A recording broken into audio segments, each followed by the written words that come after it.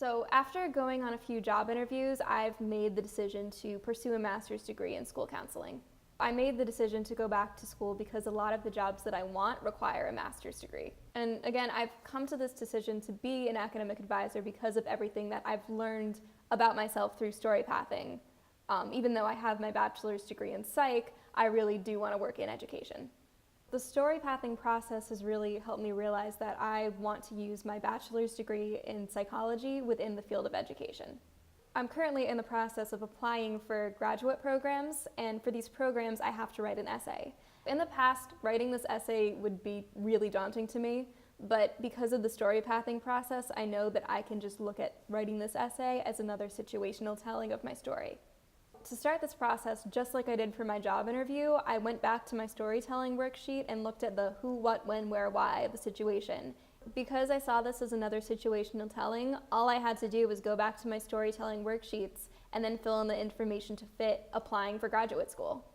I knew that in writing this essay it was really important to show and not tell, because anybody could say that they love working with people or they want to work in education, but it doesn't really mean anything if you can't back it up with specific examples from your past.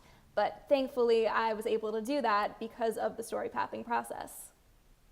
My goal was to answer the two essay prompts. The first one was why this graduate program was a good fit for me, and the second one was how this program could help me reach my career goals. To answer these prompts, I looked at my skills, concerns, and character, where I was able to pull items from my past, present, and future. The main theme for this essay in the first part was talking about why this program was a good fit for me. In this part, I knew that I had to show not only who I am as a person, but also what matters to me. So for this part of the essay, I went back to my self-portrait worksheet and I identified the concerns and character traits that support why this program would be a good fit for me.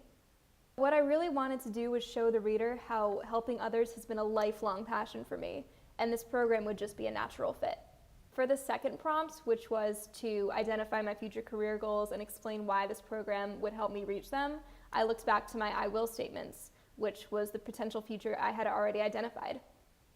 Looking at my self-portrait, I was able to identify the skills that I have, which then helped me identify the skills that I need to develop. So that was really cool because I was able to explain how this program would help fill that skills gap and give me what I needed to reach my potential future. Like I said before, in the past, writing this essay would have been a really daunting task for me, but because I looked at it like another situational telling, it was actually really easy. So this was proof that the story pathing process is something that I can look back to over and over again.